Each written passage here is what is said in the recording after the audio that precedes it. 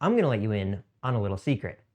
Tech executives, they don't get paid as much as you think they do, at least not on paper.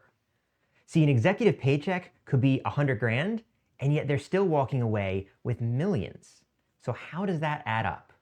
I'm Josh. I'm a former CTO with almost 2 decades in the tech industry, and almost always, the highest performing engineers, the coders on a team, have a higher paycheck than their bosses. Because executive compensation, it has completely different rules.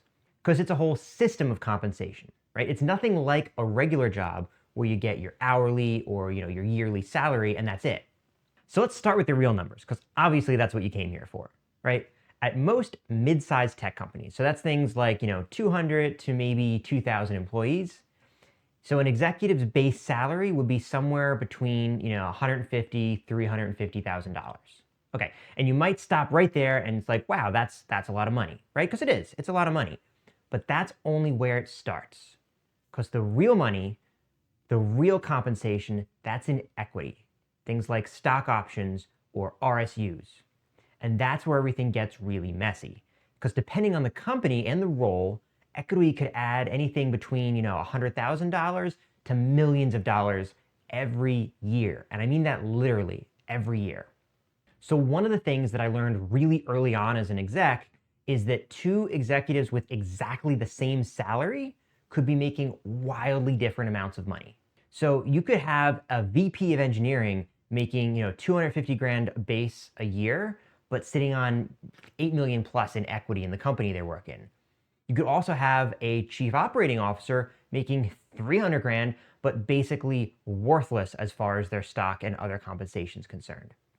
Right? And sometimes the non-executive engineers, they're the ones who are making more than the executives. Right? And I'm going to say that again because that's a big one. Senior engineer with the right equity grant who comes in at the right time, they could easily be making more than the VP who they're reporting to. So I've personally seen senior engineers walk away from a liquidity event, that's something like a buyout or a share offering, with $2-3 million plus, while the execs who maybe they joined later or negotiated poorly, or maybe they were given options instead of stock, are coming out with maybe $100,000. And it's because the industry can swing so wildly. Your pay as an executive is basically a bet on the type of company that you've joined. So for things like an early stage startup, something like, 10 to maybe 100 employees, the base salary for an executive, something like a VP or a CTO type of role, anywhere from 100 grand to 200 grand. That's a big swing, but it's not as much as you think, right? But the equity, that could be as high as 3%. And if you think about it, that means that if the company really, gets to be something real, that could turn into millions really quickly, right? 3% at a $100 million buyout is $3 million already, right? But if it fails, and to be honest, most startups do, that's zero. Effectively, instead of that big salary, you're getting a lottery ticket. And then you get into that growth stage startup area, that kind of 100 to 1,000 employees, maybe 500 employees, something like that. And the base salary here, now we're getting to like $200,000 to $300,000 a year, right? And that's a bit more because these are established companies, right? And typically now the equity though is down to like at maximum 1%, and that would be a big number, right? And this is where a lot of the executive wealth tends to be created. And it's not necessarily the salaries are huge. Those are big salaries.